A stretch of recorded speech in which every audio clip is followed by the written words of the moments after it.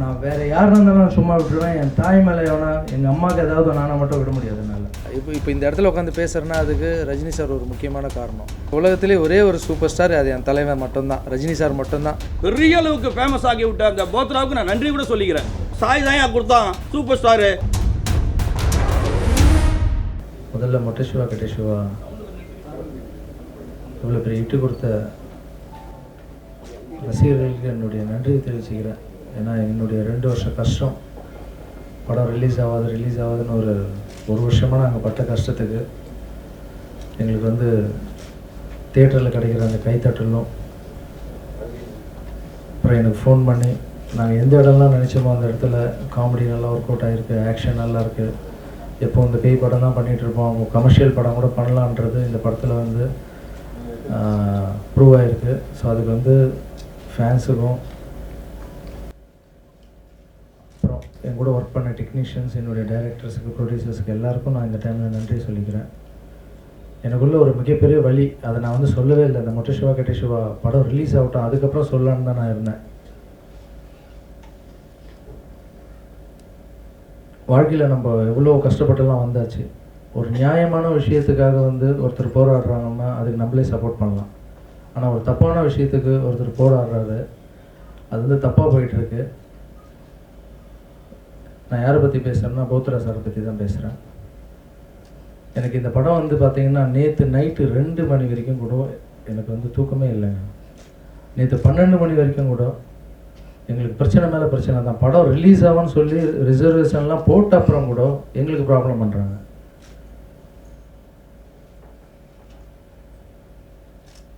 நேற்று மட்டும் என் இண்டஸ்ட்ரி மட்டும் இல்லைன்னா இந்த படம் ரிலீஸே ஆகிருக்காது. இங்கே உட்காந்துட்டு இருக்க எல்லா இண்டஸ்ட்ரி ஒவ்வொருத்தருக்கும் நான் பாதம் தொட்டு நான் தேங்க்ஸ் சொல்லிக்கிறேன் இந்த இடத்துல.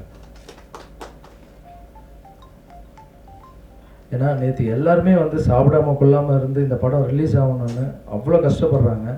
அந்த இடத்துல பெரிய பெரிய ஆட்கள் எல்லாம் கஷ்டப்பட்டு முன்னேறின எல்லாரும் இங்கே இருக்காங்க. அந்த இடத்துல நேற்று போத்ரா என்ன சொல்கிறாருன்னா, நீங்கள் எல்லாம் யார் இங்கே உட்காந்துட்டு இருக்குன்னு கேட்குறாரு.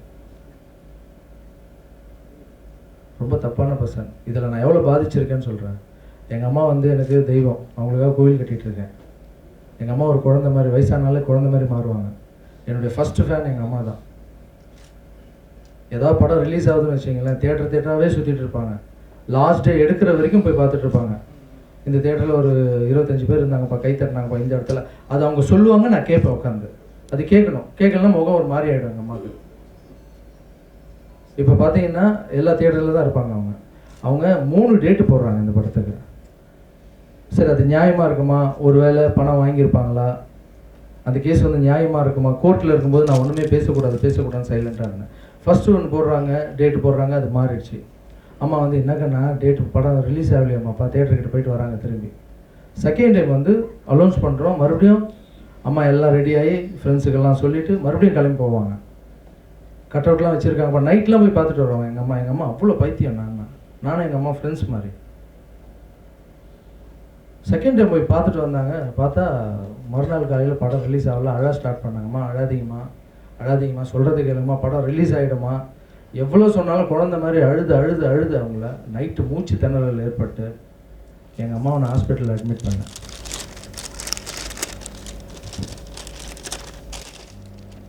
இங்கே பாருங்க, என்னை வளர்த்தெடுத்த தெய்வம்.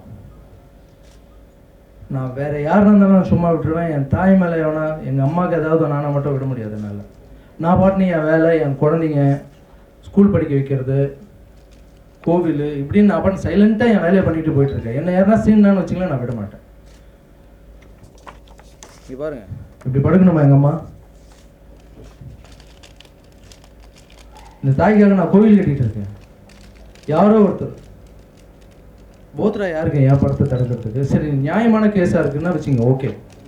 ஜட்ஜே இது சீட்டிங் கேஸ்ன்னு கொடுக்குறாரு, அதுக்கப்புறம் நீ பிரச்சனை பண்ணுற. என்னுடைய குழந்தைங்க 10வது எக்ஸாம் எழுதுறாங்க, 10ஆம் கிளாஸ் எக்ஸாம் எழுதுறாங்க. நான் வளர்க்குற 60 குழந்தைங்க இல்லை, எல்லா குழந்தைங்களும் உட்காந்து ப்ரேயர் பண்ணிட்டு இருக்காங்க எனக்காக. பாருங்க, படிக்கணுமா அவங்க? போத்ரா நீங்கள் என்னை ரொம்ப டிஸ்டர்ப் பண்ணிட்டீங்க என் லைஃப்பில். என்ன மட்டும் இல்லை, இதுக்கு முன்னாடி என் தலைவன் சூப்பர் ஸ்டார் அவர் ஏதோ சைன் பண்ணி கொடுத்துட்டாருன்னு அவரை பிடிச்சி இழுத்தீங்க நீங்கள். வைரமு சார் நிறைய பேருக்கு நீங்கள் பிரச்சனை பண்ணிட்டு இருக்கீங்க. நியாயமாக நீங்கள் போராடினா கண்டிப்பாக என் பின்னாடி இண்டஸ்ட்ரி வந்திருக்காது. நீங்கள் தப்பாக போராடுறீங்க. கஸ்தூரி ராஜா ஏதோ பணம் வாங்கிட்டாரு, அது வந்து தனுஷ் சார் கொடுப்பாரு, ரஜினி சார் கொடுப்பாரு, என் தலைவர் சொன்னார் வந்து கொடுப்பாரு உங்ககிட்ட. இதோடு நீங்கள் நிப்பாட்டிடணும். இவரை எதிர்த்து நான் ஒரு போராட்டம் நடத்த போகிறேன், நாளைக்கோ நாளைக்கோ பர்மிஷன் கேட்க போகிறேன். மொத்த இண்டஸ்ட்ரி வந்து உட்காருவாங்க எனக்காக. ஏன்னா இந்த இண்டஸ்ட்ரி வந்தது, இந்த இண்டஸ்ட்ரியில்னா நான் என் படம் இன்றைக்கி ரிலீஸ் ஆகிருக்காது.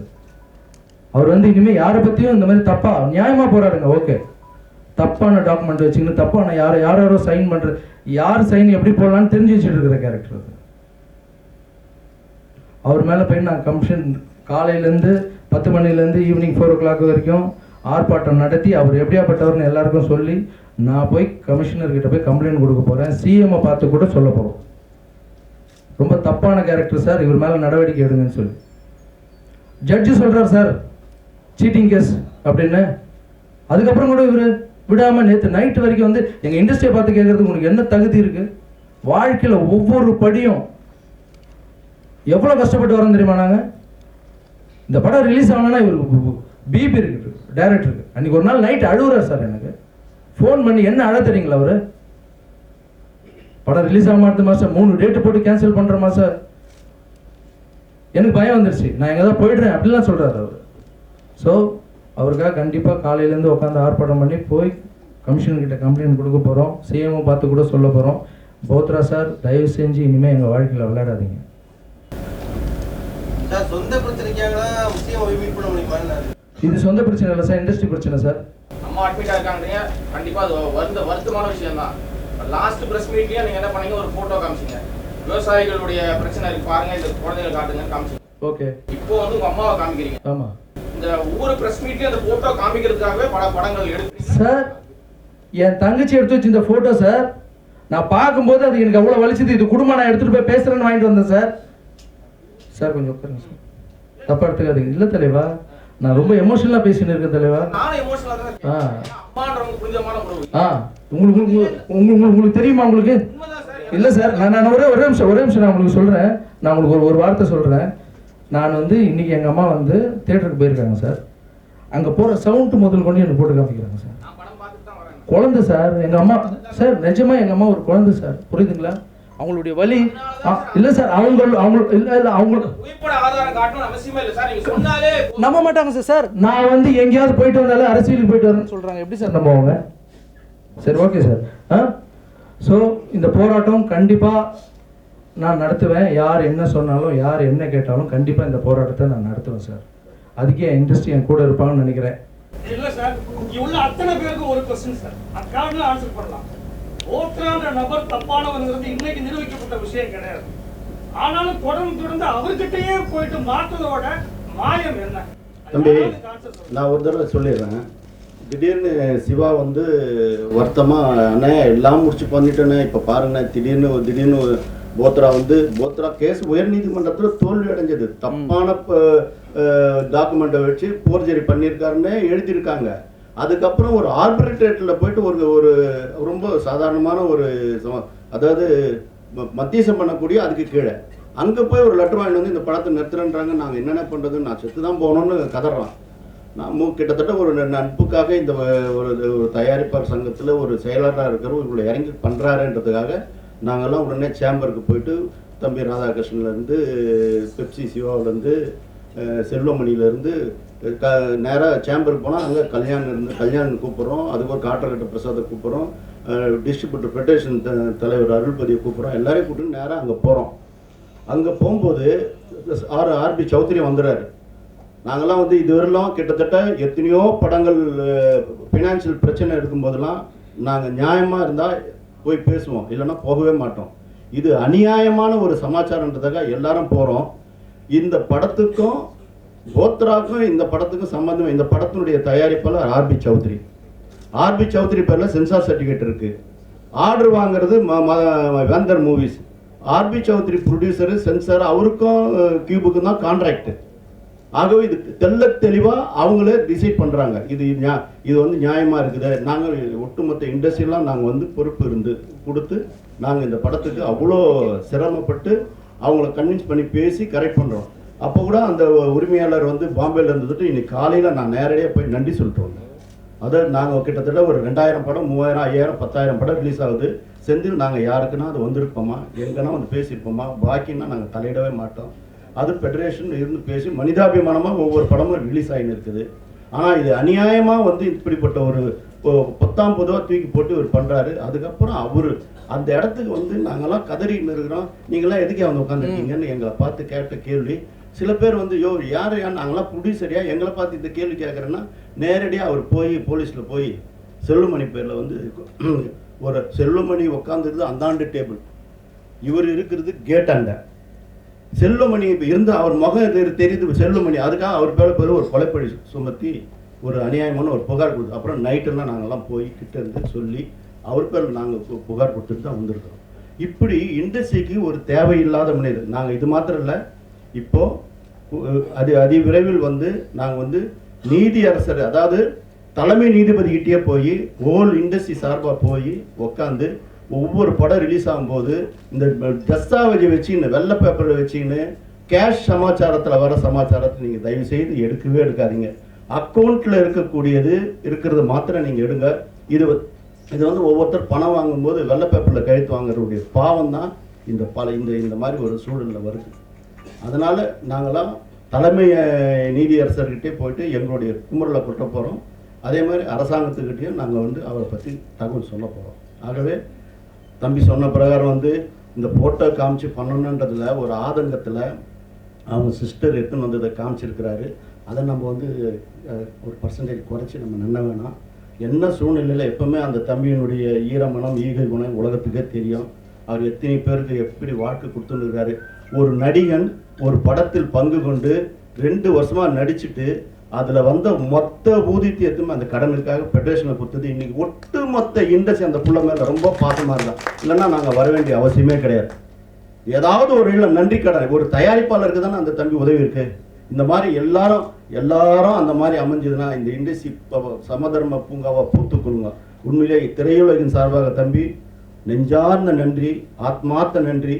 அதாவது தயாரிப்பாளர் சங்கத்தில் இருக்கக்கூடிய தம்பிகள் சிவாவான், ராதாகிருஷ்ணன், கே ராஜன் சாரம், பெப்சியில் இருக்கக்கூடிய தலைவர் செல்வமணியும், முன்னாள் தலைவர் சிவாவும், ஃபெடரேஷனில் இருக்கக்கூடிய அருள்பதியும், சேம்பரில் இருக்கக்கூடிய கல்யாண், காற்றகட்ட பிரசாத், இன்னும் பன்னரும் சிறப்பான தயாரிப்பு அத்துமுறை ஒட்டுமொத்த குழுமி நாங்கள்லாம் எங்களுடைய ஒற்றுமை அங்கே நிலைநாட்டி இருக்கிறோம்.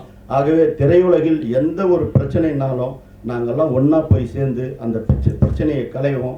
ஆகவே ஆத்மார்த்த நன்றி தம்பி ராகவேந்திரா லாரன்ஸுக்கு நான் இந்த திரையுலகின் சார்பாக நன்றி கடன் நாங்கள் பட்டிருக்கிறோம். தயாரிப்பாளருக்கு உன் போன்ற ஒவ்வொரு நடிகரும் வரணுன்றது நாங்கள் ஆத்மார்த்தமாக வேண்டுறோம். நன்றி, வணக்கம். தமிழ் திரைப்பட தயாரிப்பாளர் முன்னேற்ற உங்களுக்கு ஒரு பொதுவான கேள்வி, இந்தியாவில் வந்து ஆண்டுதோறும் 15,000 கோடி அளவுக்கு திரைப்படத்துறையில பணம் புழங்குது. 1 லட்சம் பேர் இதில் வேலை வாய்ப்பு பெறாங்க.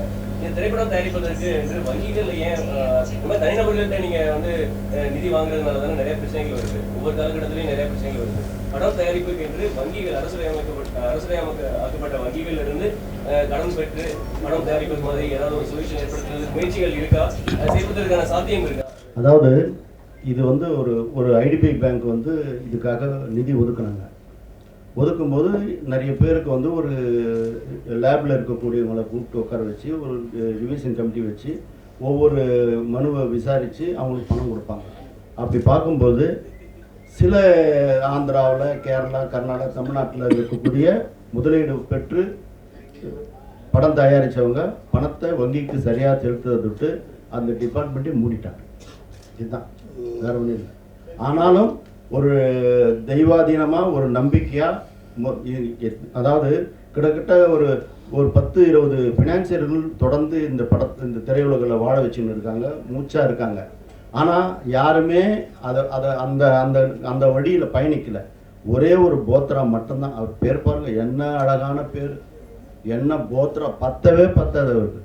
ஏன்னா ஒன்றா கொடுக்குற பணம் 10 லட்சம்னா 10 கோடி போடக்கூடிய வழி. ஆனால் ஆண்டவன் ஒருத்தர் இருக்கிறார். இதுதான், வேற வழியே இல்லை. நீங்கள் கண் முன்னாடி பாருங்கள் சார், நம்ம கண் முன்னாடியே தப்பு பண்ணுறவனுக்கு தண்டனை கடவுள் இயற்கை தரும், வேறு யாரும் தர வேணாம். கூடிய சீக்கிரம் அவர் வந்து அந்த கஷ்டத்தை அவர் உணர்வார். அவருக்கும் எல்லாமே இருக்குது. ஆனால் இப்படிப்பட்ட ஒரு சூழல் எப்போ எடுத்தாலும் இப்படி ஒரு வாழ்க்கையா வேதனையாக இருக்குது. முதல்ல மொட்டை சிவா கெட்ட சிவாவோட ப்ரெஸ் மீட்டை முடிச்சுப்போம். அது டைவர்ட் ஆகிட்டு அப்புறம் வந்து பொதுவான பிரச்சனை நீங்கள் கேட்குற கேள்வி எல்லாம் வந்து அவர் கேட்ட கேள்வி ரொம்ப நியாயமான கேள்வி, அரசாங்கத்துறையாக மாறக்கூடாதுன்னு. அப்புறம் இது சம்மந்தமாக இன்னொரு நண்பர் கேட்டார், ஏன் நீங்கள் வந்து தொடர்ந்து வந்து போத்ராவில் பாதிக்கப்பட்ட வரைக்கும் ஏன் மறுபடியும் போய் மாட்டுறீங்கன்னு. இதெல்லாம் வந்து திரையுலகம் தன்னைத்தானே வந்து கேள்வி கேட்டு அதை வந்து அதுலேருந்து வந்து பதில் கிடைச்சிட்டு இது போகணும். ஆனால் இப்போ தான் முதல் முறையாக வந்து திரும்பி அடிச்சிருக்கிறது இதான் ஃபர்ஸ்ட் டைம். வந்து இவ்வளோ தூரம் வந்து அடி வாங்கி இந்த ஹீரோ மாதிரி அடிச்சுட்டே இருப்பாங்க இல்லையா, அது வந்து இப்போ தான் ஃபர்ஸ்ட் டைம் வந்து இந்த இண்டஸ்ட்ரி திருப்பி அடிச்சிருக்கு முதல் தடவை. அதில் வந்து நாங்கள் எல்லாருமே வந்து ஏறக்குறைய நேற்று வந்து இந்த படம் வந்து ரிலீஸ் ஆகாதுங்கிற நிலைமை தான் வந்து நைட்டு 11 வரைக்கும். அதாவது வந்து என்னென்னா ஃபைனான்சியர்ஸ் படம் கொடுத்தாங்கன்னா அவங்க கசக்கி எப்படியாவது, ஆனால் அவங்க என்ன பண்ணுவாங்க, படத்தை ரிலீஸ் பண்ணிவிட்டு படத்தை வாங்கணும்னு நினைப்பாங்க. ஆனால் படத்தை நிறுத்தி வாங்கணும்னு நினைக்கிற ஒரு ஆள் இவர் தான். அதுதான் அவரோட கேரக்டர். அதுக்கு நாங்களே வந்து அஃபண்ட் ஆகிருப்போம். நாங்களே வந்து 20 வருஷத்துக்கு முன்னாடி வந்து ஒய்ஃபே வந்து மாட்டி வெளியே வரதுக்குள்ளே எனக்கு வந்து பாதி வயிறு போயிடுச்சு, பாதி லைஃபும் போயிடுச்சு. அதுலேருந்தே நான் என்னென்னா அவனை பார்த்தாவே நான் துஷ்டனை கண்டா தூர விலகுங்கிற மாதிரி வந்து மூஞ்சியே நான் பார்க்க எனக்கு பிடிக்காது. ஒரு அருவருப்பான ஒரு பிராணியை பார்க்குற மாதிரி தான் நான் வந்து, அதனால் நான் உள்ளே வந்து நான் தலையை குஞ்சிட்டேன். அவன் நேரடியாக கூட பார்க்கல, ஏன்னா எனக்கு பார்க்க விருப்பமே இல்லை. ஒரு கஷ்டம்னா கேட்க வேணாம், எல்லாரும் வந்தாங்க, எல்லாருமே வந்தோம், எல்லாருக்கும் ஃபோன் பண்ணி வரல. அவங்கவுங்க இந்த மாதிரி தகவல் தெரிஞ்சு இப்போ தான் வாட்ஸ்அப் ட்விட்டரில் போட்டு பண்ணுறாங்களே, இது மாதிரி பிரச்சனை அங்கே தான் போடுறாங்கன்னு எல்லாமே வந்தாங்க. அந்த மாதிரி உணர்வு உள்ளவங்க வருவாங்க. அதுக்காக மற்றவங்களுக்காக வரலன்றதுக்காக அதை வந்து நீங்கள் தயவு செய்து பெருசு பண்ண வேணாம் ப்ளீஸ். இப்போ அவங்களும் ப்ரொடியூசர் கவுன்சில் எலெக்ஷனுக்கு வராங்க, நிற்கிறாங்க, அது பிரச்சனையும் இருக்குது. இது வருமா, இந்த படம் ஓஹோன்னு வெற்றிகரமாக ஓடினது, இந்த சந்தோஷத்தில் நம்ம மிதப்போம். அதை பற்றி தயவு செய்து ப்ளீஸ். இந்த படம் வந்து எனக்கு நேற்று நைட்டோட பிரச்சனை முடிஞ்சிருச்சு சார். நான் நிஜமாக நேற்றுலாம் தூங்கலை, காலையில் படம் வர வரைக்கும் தூங்கலை. நான் நிஜமாக போய் படுத்துருக்கலாம் வீட்டில். இப்போ நான் பண்ணுற இப்போ நான் இங்கே வந்து இந்த மீட்டிங் வந்து என் படத்துக்காக இல்லை, என் படம் ரிலீஸ் ஆகிடுச்சு. இப்போ நாங்கள் வந்து ஒரு பெரிய படம் விட்டு கொடுக்குறோம், இவ்வளோ பேர் ஹெல்ப் பண்ணுறாங்க, எல்லாம் ஓகே. ஒரு சின்ன ப்ரொடியூசர் மாட்டினா என்ன சார் ஆகும்? அடுத்த படத்துக்கு இந்த பிரச்சனை வரக்கூடாதுன்னு தான் சார் நான் போராடுறேன் இப்போ. ஸோ இதுக்கு வந்து வேறு எந்த காரணமும் இல்லை. ஒரு சில கேள்விலாம் மனசுக்கு ரொம்ப வலிக்குது, பட் பரவாயில்ல, கேள்விகள் வரதான் செய்யும், பரவாயில்ல. நான் எவ்வளோ ஃபேஸ் பண்ணிட்டேன், இதுவும் ஃபேஸ் பண்ணுறேன். அதுக்கப்புறம் இன்னொரு விஷயம் கூட சொல்லணும், ரொம்ப சந்தோஷமான விஷயந்தான். நான் எங்கள் டைரக்டரை பற்றி, டைரக்டர் இவ்வளோ பெரிய எனக்கு ஹிட்டு கொடுத்ததுக்கு ரொம்ப நன்றி. இமீடியட்டாக அவர் கூட ஒரு படம் பண்ணேன்னு அவர் எனக்கு ஒரு 3 மாதமாக சொல்லிட்டு இருக்காரு. நான் உங்களுக்கு ஷாக் கொடுக்க போகிறேன்னு சொல்லியிருந்தாரு. இன்றைக்கி வந்து படம் ரிலீஸ் ஆகிருக்கு, அதுக்கு வந்து மக்கள் சூப்பர் ஸ்டார்னு போட்டிருக்காராம். மக்கள் சூப்பர் ஸ்டார்னு போட்டதுக்கு எனக்கு மரியாதை கொடுத்ததுக்கு ரொம்ப ரொம்ப ரொம்ப ரொம்ப நன்றி. பட் ஆனால் இந்த உலகத்திலே ஒரே ஒரு சூப்பர் ஸ்டார், அது என் தலைவன் மட்டும்தான், ரஜினி சார் மட்டும்தான் சூப்பர் ஸ்டார். ஸோ வேறு சூப்பர் ஸ்டார் நானே ஒத்துக்க மாட்டோம். ஸோ அதால் எனக்கு வந்து எப்போவுமே வந்து அவரை பார்த்து வளர்ந்துருக்கேன் நான். அவர் தான் வந்து என்னுடைய குருன்னு கூட சொல்லுவேன். நான் ராகவேந்திர சாமியை பார்த்ததில்ல, அவர் தான் வந்து இண்டஸ்ட்ரி கூப்பிட்டு வந்து இப்போ இந்த இடத்துல உட்காந்து பேசுகிறேன்னா அதுக்கு ரஜினி சார் ஒரு முக்கியமான காரணம். ஸோ ஒரே ஒரு ஸ்டார், சூப்பர் ஸ்டார், அது என் தலைவர் மட்டும்தான். அந்த அன்புக்கு நன்றி. பட்டு இது மாதிரி ஒரு படத்துலையும் ஒருத்தரும் ஏதோ வைக்கணும்னு ஆசைப்படுவாங்க. அதுக்காக எனக்கு வந்து எந்த பட்டமும் எதுவும் வேணாம். எனக்கு வந்து எங்கள் அம்மா தான் வந்து எனக்கு எங்கள் அம்மாவுடைய பேரை விட எனக்கு பெரிய பட்டம் இந்த உலகத்தில் வேறு எதுவுமே இல்லை. வேறு யாரும் எந்த பட்டமும் வைக்கக்கூடாதுன்னு சொல்கிறதுக்காக எங்கள் அம்மா பேர் கண்மணி ராகவேந்திரா லாரன்ஸ்ன்னு தான் நான் இனிமேல் எல்லாத்துலேயும் போடுவேன். அதை ஷார்ட் ஃபார்ம் பண்ணி கே ராகவா லாரன்ஸ்ன்னு நான் போடுவேன். ஸோ எங்கள் அம்மாவுடைய பட்டம் மட்டும் எனக்கு போதும், வேறு எந்த பட்டமும் எனக்கு தேவையில்லை. இந்த படத்தை இட்டு கொடுத்த என்னுடைய டைரக்டருக்கு மறுபடியும் தேங்க்ஸ் சொல்கிறேன். அவர் கூட இமீடியட்டாக படம் பண்ணணுன்னு ஆசை. அதே மாதிரி இந்த படத்துக்கு உழைச்ச சிவா சாருக்கும் இந்த இடத்துல ரொம்ப ரொம்ப தேங்க்ஸ்ண்ணே. இந்த நன்றியை மறக்க மாட்டேன். நன்றி வந்து சொல்கிறது இல்லை, செஞ்சு காமிப்பேன் நான். அதுக்கப்புறம் இந்த படத்துக்காக நேற்றுலேருந்து ஒர்க் பண்ண எல்லா பெரிய மனுங்களும் எல்லாருக்கும் என்னுடைய மிக நன்றி சார். ஏன்னா நீங்களாம் வரலன்னா, இண்டஸ்ட்ரி வரலன்னா என் படம் ரிலீஸ் ஆகிருக்காது. நாளைக்கு நான் இந்த போராட்டம் நடத்துறதுக்கு காரணம் கூட இண்டஸ்ட்ரிக்கு இனிமேல் இந்த மாதிரி பிரச்சனை எதுவும் வந்துடக்கூடாதுன்றதுக்காக தான். உங்கள் எல்லாருக்கும் நன்றி. அப்புறம் இங்கே நிறைய பேர் நம்ம சௌத்ரி சார், அப்புறம் கல்யாண் சார், அவங்கெல்லாம் கூட வரல, அருள்பதி சார், அவங்க எல்லாருக்கும் கூட என்னுடைய நன்றியை தெரிவிச்சுக்கிறேன். இப்போ தயாரிப்பாளருக்காக ஒரு இறங்கி வந்துட்டு நீங்கள் தமிழ் சார் எடுத்த விஸ்வரூபம் பிரச்சனை எப்போ முழுக்க அவருக்கு எதிராக செயல்பட்டீங்க, அதுக்கு என்ன காரணம் தெரிஞ்சு?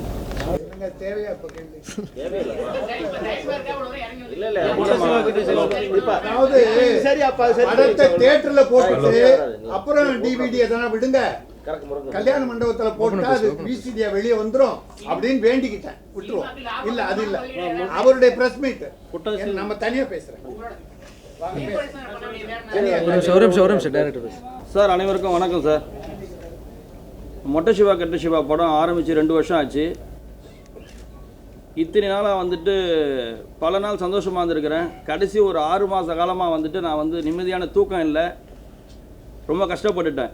ஆனால் இன்றைக்கி சொல்கிறேன், சத்தியமாக சொல்கிறேன், மிகப்பெரிய சந்தோஷமாக வந்து உட்காந்துருக்கேன் சார் நான் இங்கே. ஏன்னா தேட்டரில் ஷோ பார்த்துட்டு வந்திருக்கேன் நான். ஆடியன்ஸ் வந்து அந்த மாதிரி படத்தை என்ஜாய் பண்ணுறாங்க. நான் பட்ட கஷ்டத்துக்கெல்லாம் வந்து இன்றைக்கி அந்த ஆடியன்ஸோட சந்தோஷத்தை பார்க்கும்போது இன்றைக்கி மிகப்பெரிய எனக்கு சந்தோஷமாக இருக்குது. இந்த படம் வந்து வெற்றி படன்றது வந்து ஆடியன்ஸுக்கு கொடுத்த ரிப்போர்ட்டுக்கு அப்புறம் தான் நான் இவ்வளோ ஸ்ட்ராங்காக சொல்கிறேன். ஏன்னா அவங்க வந்து எல்லாருமே சந்தோஷமாக என்னை பார்த்துட்டு ரொம்ப ஃபேன்ஸ் எல்லாம் அவ்வளோ ஹாப்பி ஆகிட்டாங்க. அந்தளவுக்கு ஒரு படம் பண்ணிட்டு வந்துட்டோன்றது வந்து நான் வந்து சந்தோஷமாக இந்த இடத்துல வந்து அதை நான் உங்கள் எல்லாருக்கும் தெரிவிச்சுக்கிறேன்.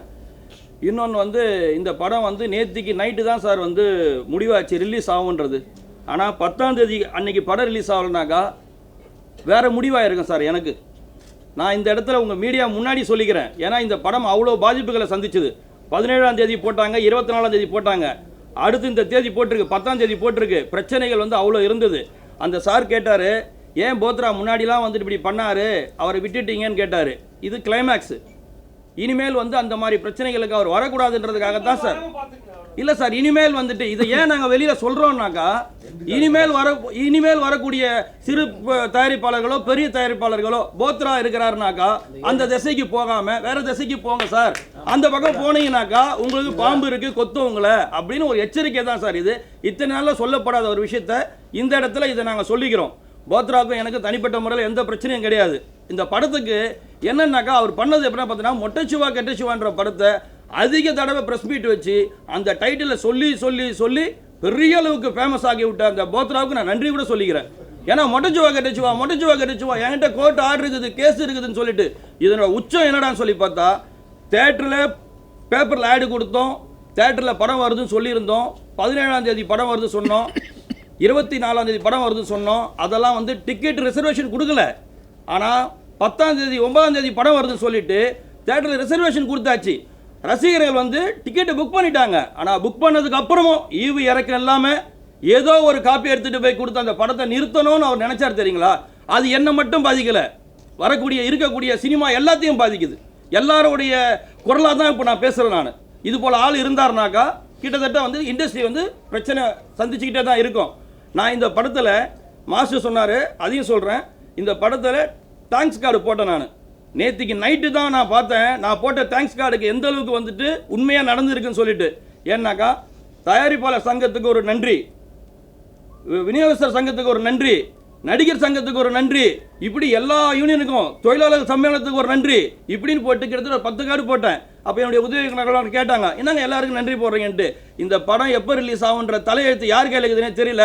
ஒருவேளை சங்கங்கள்லாம் சேர்ந்து கூட இந்த படத்தை ரிலீஸ் பண்ணுறதுக்கு வர வேண்டிய சூழ்நிலை வந்தாலும் வரும் அப்படின்னு சொல்லி நான் அன்றைக்கி போட்டேன். இன்றைக்கி தேட்டரில் நீங்கள் போய் படம் பார்த்தீங்கன்னாக்கா தெரியும், எல்லா யூனியனுக்கும் நான் தேங்க்ஸ் கார்டு போட்டிருப்பேன். ஆனால் நேற்றுக்கு நைட்டு நடந்தது, படம் வரவே வந்திருக்காது சார். சத்தியமாக சொல்கிறேன் சார், நேற்றுக்கு மட்டும் இந்த இண்டஸ்ட்ரி வந்து எனக்கு சப்போர்ட் பண்ணலன்னாக்கா ஒட்டு மொத்தமாக 200-300 பேர் வந்தாங்க. ஆனால் எனக்கு எல்லாரும் மேலேயும் கோவம் வந்தது. 5 குரூப்பாக பிரிஞ்சு நிற்கிறாங்க, எல்லா தயாரிப்பாளர் சங்கத்துக்கு எலெக்ஷனுக்கு வராங்க. ஆனால் என் படத்துக்கு யாருமே வரலையேன்னு நினச்சேன். ஆனால் எல்லா சம்மந்தப்பட்ட தயாரிப்பாளர்களும் டைரக்டருங்களும் பெப்சி தலைவர்லேருந்து எல்லாருமே வந்திருந்தாங்க. தானு சார்லேருந்து, அருள்மொழி சார்லேருந்து எல்லாருமே வந்தாங்க. கேஆர் சார்லேருந்து, சௌதரி சார் இதுவரை இந்த மாதிரி விஷயத்துக்கு வந்ததே கிடையாது. ஆனால் முழுக்க வந்து அவர் சொல்லியிருக்கிறாரு, 87 படம் நான் எடுத்திருக்கிறேன், 87 படத்தில் டெலிவரின்னு சொல்லுவாங்கயா, ஒரு புள்ள பக்கிற மாதிரி தான் ஒரு படம் வெளியில் வர்றது. அந்த மாதிரி சூழ்நிலையில் கூட நான் 7 மணிக்கெலாம் ஃபோன் ஆஃப் பண்ணிட்டு நான் வீட்டுக்கு போயிடுவேன், நான் எதுவரையும் அந்த லேபு பக்கமாக நான் போனதில்லைன்னு சொன்னார். அப்படியாப்பட்ட ஒருத்தர் நேற்றுக்கு 12 மணி வரலையும் வந்து உட்கார்ந்துருந்தார். அங்கே அவர் உட்கார்ந்து இருந்தாருனாக்கா இந்த படத்தில் ஏற்பட்ட பிரச்சனைகள் அதிகம். போத்ரா மாதிரி ஆட்கள் நிறைய இருந்தாங்க. அவங்களெல்லாம் மீறி இந்த படத்தை நாங்கள் கொண்டு வந்துட்டோம். இன்றைக்கி தேட்டருக்கு படம் வந்துடுச்சு, ஆடியன்ஸ் எல்லாம் சந்தோஷமாக இருக்காங்க. அதெல்லாம் பார்க்கும்போது எனக்கு சந்தோஷமாக இருக்குது. மாஸ்டருக்கு மக்கள் சூப்பர் ஸ்டார்ன்ற ஒரு விஷயத்தை நான் போட்டேன். நான் ஏன் போட்டேன்றது வந்து அவருக்கு தெரியாமல் ஒரு விஷயம் சர்ப்ரைஸ் கொடுக்குறேன்னு சொன்னேன். நான் இது மாஸ்டருக்கு வந்து தனியாக ஜால்ரா அடிக்கணுன்ட்டோ, மாஸ்டர் இப்போ சொன்ன மாதிரி அடுத்த படம் வாங்கணுன்ட்டெல்லாம் எனக்கு கிடையாது. என்னென்னா ஒரு பிரச்சனை, ஒரு விஷயம் நடக்குது, ஓடி போயிட்டு உடனே போய் பார்க்குறாரு. ஏதாவது ஒரு பிரச்சனைனாக்கா பக்கத்தில் போய் நின்று கேட்குறாரு. இந்த மாதிரி விஷயங்கள் எல்லாம் இறங்கி போய் செய்கிறதுனால இவருக்கு சொல்லியிருக்கிறார். 2 வருஷம் இவரோட நான் ட்ராவல் பண்ணியிருக்கிறேன். அப்போ அவரோட நான் சந்தித்த எல்லா விஷயத்துலையும் பார்த்தோம்னாக்கா ஒவ்வொரு சூழ்நிலையிலையும் நான் பார்த்துட்டே இருந்திருக்கிறேன். ஒரு பிரச்சனை, ஒரு மக்களுக்கு ஒரு பிரச்சனை கிட்ட போகிறாரு. அப்புறம் பார்த்தாக்கா ரஜினிகாந்த் சூப்பர் ஸ்டாரால் தான் நான் வந்து சினிமாவுக்கு வந்தேன்னு சொல்கிறாரு. என் அண்ணன்றாரு, ராகவேந்திர மாதிரி பார்க்குறேன்றாரு. அப்போ இவருக்கு ஏதாவது ஒரு சந்தோஷப்படுத்தணுன்ற அதிகபட்சமான எண்ணத்தில் நான் அந்த காரியத்தை நான் பண்ணேன். இது வந்து தப்பா சரியானு எனக்கு தெரியல. நானும் வந்து ரஜினிகாந்த் சாரோட சூப்பர் ஸ்டாரோட ஃபேன் தான் நான். இப்போ கூட பாட்ஷா படத்தை அன்றைக்கி ஆல்பர்ட் தேட்டரில் போய் நின்று ரசிகளோட ரசிகளா 22 வருஷத்துக்கு அப்புறம் நான் எந்த ஆல்பர்ட் தேட்டரில் படம் பார்த்தனோ அதே ஆல்பர்ட் தேட்டரில் போயிட்டு விசில் அடித்து படம் பார்த்து சந்தோஷப்பட்டு வந்து ஃபேஸ்புக்கில் அப்டேட் பண்ணேன் நான். அதே ரஜினிகாந்த் ரசிகராக தான் நான் இப்பவும் பார்க்குறேன். இருக்கிறதுலே வந்து உலக அளவில் இருக்கிற ஒரே சூப்பர் ஸ்டார் ரஜினிகாந்த் மட்டும்தான். இதில் மாற்று கருத்தே கிடையாது. அவரோட தம்பின்றார், அவரை ஃபாலோ பண்ணுறாரு, அவரை பார்த்து தான் சினிமாவுக்கு வந்தேன்றாரு. அப்படியாப்பட்டவருக்கு இப்படி ஒன்று கொடுத்தா சந்தோஷப்படுவார் அப்படின்னு நினச்சி கொடுத்தேன். இதை விட இன்னொரு சூழ்நிலை இருக்குது. சூப்பர் ஸ்டார்ன்ற பட்டத்தை வந்து ரஜினி சாருக்கு கொடுத்தவர் அந்த பக்கம் உட்காந்துருக்காரு. மக்கள் சூப்பர் ஸ்டார்னு பட்டத்தை கொடுத்த நான் வந்து இந்த பக்கம் உட்காந்துருக்கேன். இது நடந்துருக்குது. இது நான் பிளான் பண்ணி வரல. ஒருவேளை நினைச்சேன், இன்னமும் தானு சார் சொல்லிகிட்டே இருக்காருங்களே, அவர் தான் சூப்பர் ஸ்டார் பட்டம் கொடுத்தாரு, அவர் தான் சூப்பர் ஸ்டார் பட்டம் கொடுத்தாருன்னு. அப்படி இருக்கும்போது எனக்கும் ஒரு நப்பாசு இருக்காதா? மாஸ்டருக்கு இப்படி ஒரு பட்டத்தை கொடுத்தோம்னாக்கா எவ்வளோ வருஷம் ஆனாலும் சாய் தான் கொடுத்தான் சூப்பர் ஸ்டாரு, மக்கள் சூப்பர் ஸ்டார்னு சொல்லுவாங்கன்ற ஒரு நப்பாசியில் போட்டுட்டேன். இது சரியா தப்பான்றது எனக்கு தெரியல. வச்சுக்கணும்னு சொல்லி ஆசைப்பட்டாருன்னா மாஸ்டர் வச்சுக்கலாம், வானான்னு சொல்லி அவர் வந்து ஃபீல் பண்ணாருனாக்கா நான் அதுக்கு வந்து மாற்றுறதுக்கு கூட நான் வழி பண்ணிக்கிறேன். தேங்க்யூ. நன்றி சார். ஹீரோன்னு பார்க்கும்போது ராகவா லாரன்ஸ் வந்து ஒரு ஐபிஎஸ் எப்பயுமே அந்த காஸ்டியூமில் இல்லாமல் நிறைய நேரம் இல்லாமல் வராரு, நிறைய நேரம் இல்லாமல் அவுத்து போட்டு கலர் ட்ரெஸ்லாம் போட்டு